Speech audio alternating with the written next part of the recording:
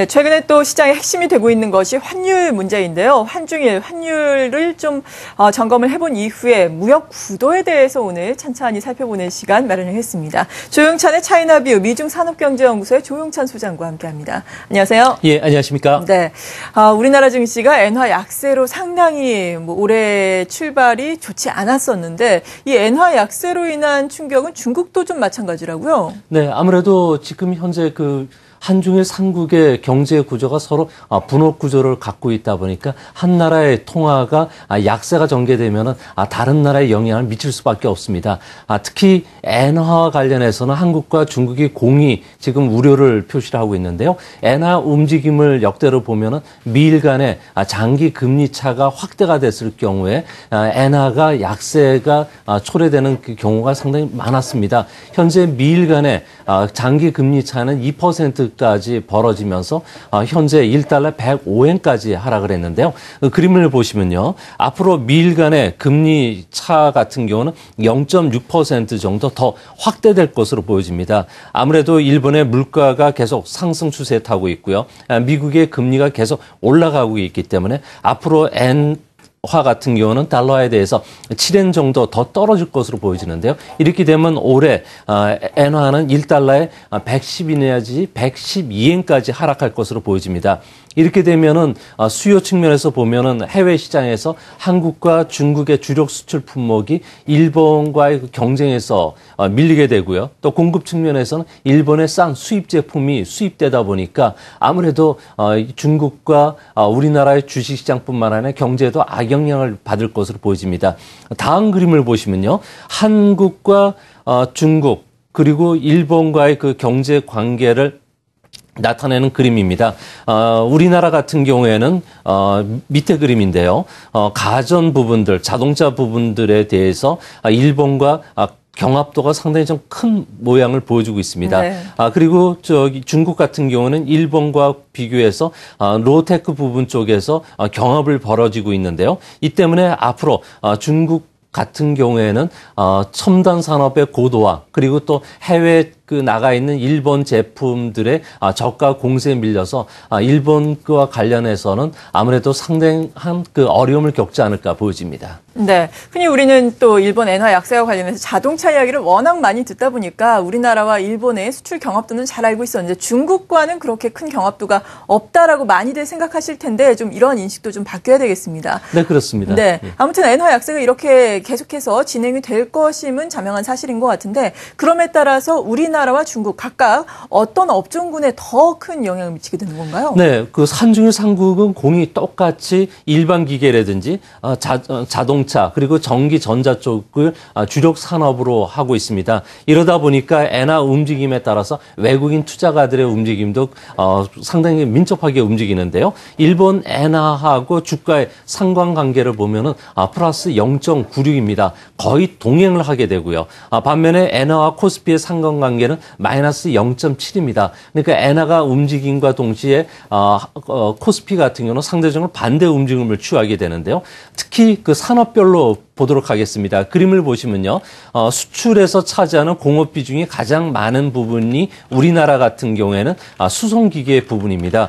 중국보다 상당히 높고요. 일본보다 상당히 높은데요. 이 때문에 우리나라 같은 경우에도 엔화 약세가 전개됐을 경우에는 다른 산업보다도 자동차와 관련된 수송기계 쪽에 어려움이 상당히 크고요. 이 산업이 전체 주시장에 미치는 영향도 크게 나타납니다.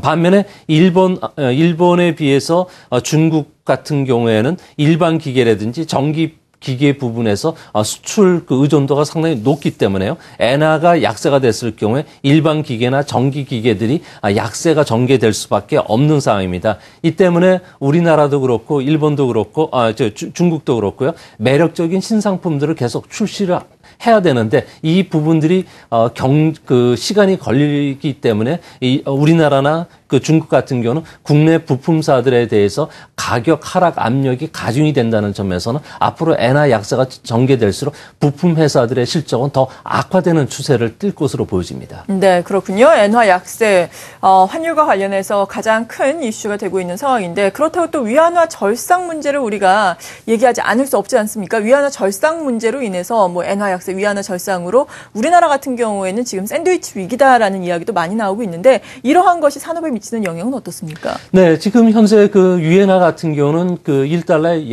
6.04유엔까지 사상 최고치를 기록했는데요. 지난 그 2005년에 그 중국이 환율 개혁한 이후에 무려 35% 절상이 됐습니다. 앞으로 중국 같은 경우에는 경기 선행 지표라고 할 수 있는 그림을 보시면요. 중국의 신규 수주 지수 같은 경우에는 지금 기준선인 50선을 하회할 정도로 위안화 절상 그리고 중국 내 인건비 상승과 같은 비용 상승 압력이 수출 경쟁력을 극도로 지금 악화시키고 있는 그런 모습입니다. 위안화가 1% 절상이 되면요.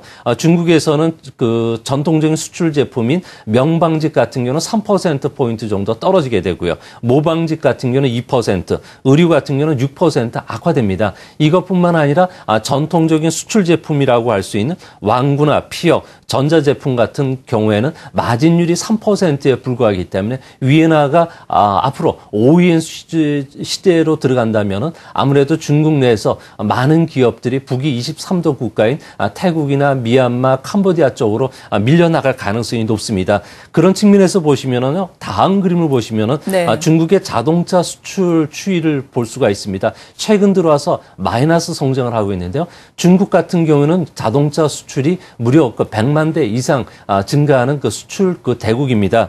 이렇듯이 중국의 그 자동차나 그리고 반도체, 석유화학, 고무 제품, 전자제품과 같은 우리나라 대중국과 관련된 부품주들 같은 경우는 앞으로 위에 엔화가 절상이 됐을 경우에는 대중국 수출도 상당 부분 좀 차질을 빚지 않을까 그렇게 보여집니다. 그래도 또 후자를 입을 수 있는 업종군도 분명히 있겠죠. 네, 그렇습니다. 아무래도 내수 관련 그 소비재 쪽은 수혜를 입을 것으로 보여지고요. 또 중국의 위안화가 강세가 되면서 우리나라 관광 산업들과 관련된 부분들, 특히 백화점이라든지 그리고 카지노 그리고 오락과 관련된 산업 쪽에는 아무래도 수혜가 입을 수가 있을 거로 보여지고요. 의료 서비스와 관련해서도 중국 내에서도 여러 가지 규제가 완화가 되고 있기 때문에 그 부분에서는 좀 수혜가 예상이 됩니다. 네, 그리고 앞서서 중국의 경제지표 HSBC 제조 서비스업 PMI 지수를 발표가 된 것을 알려드렸는데 뭐 서비스업 PMI가 됐던 제조업 PMI가 됐던 계속해서 지금 둔화가 이루어지고 있잖아요. 이러한 부분은 어떻게 봐야 하는지 중국의 경기 측면은 전반적으로 보자면 어떻습니까? 네, 지금 현재 중국 같은 경우에는 각종 개혁 작업들이 지금 물밀듯이 진행이 되고 있는데요.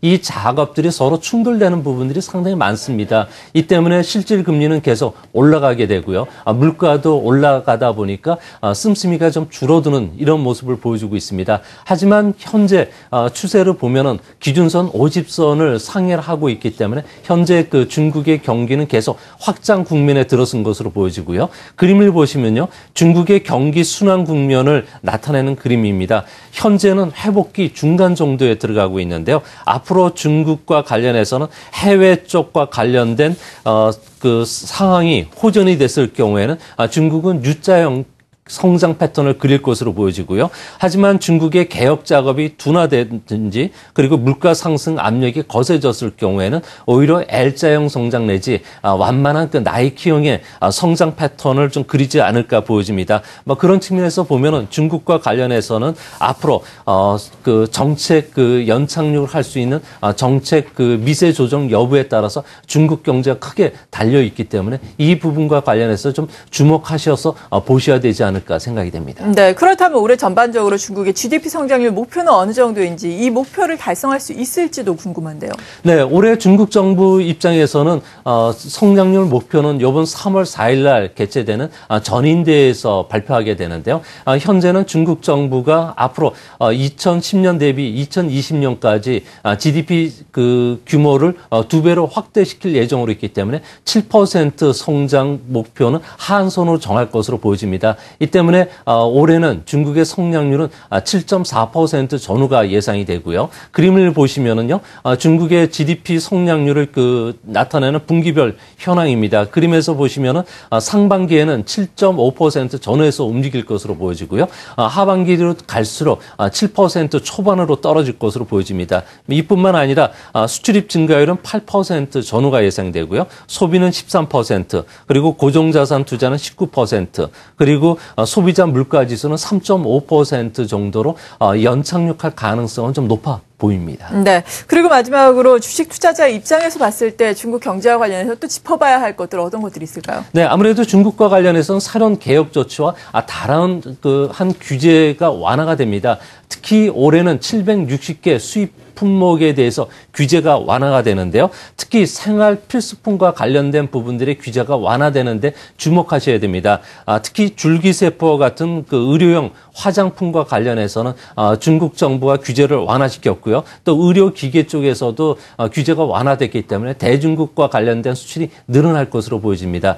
이뿐만 아니라 독자 부모일 경우에는 이자녀까지 출산을 완화시켜주는 정책이 3월 달부터 시행될 것으로 보여지는데요. 네. 이 때문에 생우유나 분유, 그리고 베이커리, 그리고 유기농 식품뿐만 아니라 학습지와 같은 유아용품, 여기에 뽀로로와 같은 애니메이션 쪽은 중국과 관련된 특수들이 크게 터질 것으로 예상이 됩니다. 네, 그렇군요. 미중산업경제연구소의 조용찬 소장과 함께 중국과 관련한 이슈들 찬찬히 분석을 해봤습니다. 감사합니다. 예, 감사합니다.